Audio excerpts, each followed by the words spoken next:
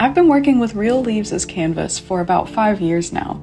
It's delicate work, but I've learned a few tricks for the process over the years and destroyed a lot of these leaves along the way. So today I'm going to take you along with me through a painting from start to finish to share a bit of this process that I've developed. We'll be painting this field of sunflowers on a maple leaf. This particular leaf came from the woods behind our home. It's been pressed and drying in this old textbook for about a month now. Different leaf varieties are going to need a different amount of time to dry, but maple leaves are relatively quick. I probably only needed to dry this one for a few weeks, but I want to be sure that the leaves I paint are entirely dry. That's really the biggest key for making them last. So to prep the surface of the leaf, I coat the top side with a layer of acrylic gesso, just like you would when prepping a canvas. When I do this, I'm following the veins of the leaf with my brush to avoid tearing it. It's the most fragile before it's painted, and each layer of paint makes it a bit stronger. So I'll set that aside to dry while I'm getting my palette ready. Now, I'd love to tell you that I have this super cool strategy to secure the leaf while I paint, but it's really just a rolled piece of acid-free tape that I tap on my shirt a bit so it's not too sticky. Once the leaf is dry and secured to the paper, I'm finally ready to start on my painting. With acrylic, you've got to think of your painting in layers. So we're starting with what's furthest back in the scene, the sky. This one's just a simple gradient from a deeper blue to a paler blue near the horizon. The entire time that I'm painting on a leaf, I need to be conscious of the direction I'm moving the brush in. While the leaf does get a bit stronger with each layer of paint, going against the grain, so to speak, is still going to rip it. So you'll notice that I'm usually moving from the center outwards. Very rarely do I begin from the edge of the leaf and move in, but it is unavoidable sometimes, so I'll just use a lighter pressure.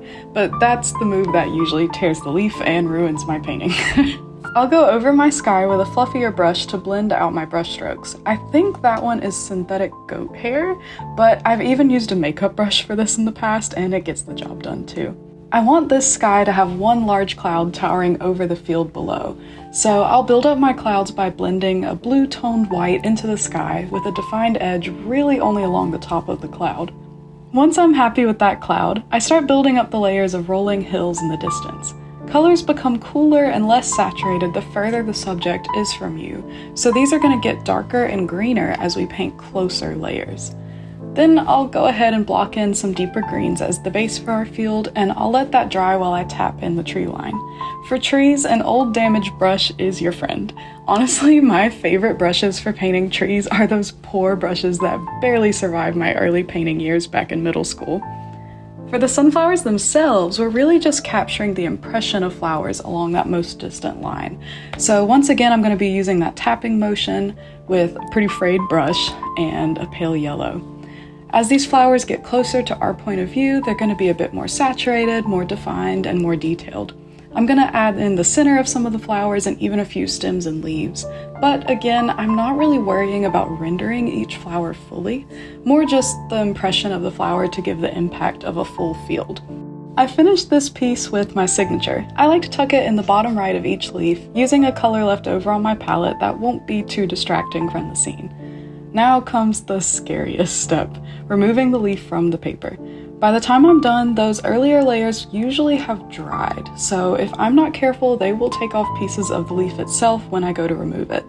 So starting from the stem of the leaf and moving upwards, I'll carefully separate the paint from the paper using my palette knife. Then I slowly lift the leaf to double check that that tape is not going to tear it from underneath either. Once it's released, I finally exhale, and we're done. This is usually when I'll place the painting on that linen backdrop to photograph it for prints, and I'll store it in my drying rack until I'm ready to frame it. I'll show you that process soon, but that's it for today. Thanks for painting with me.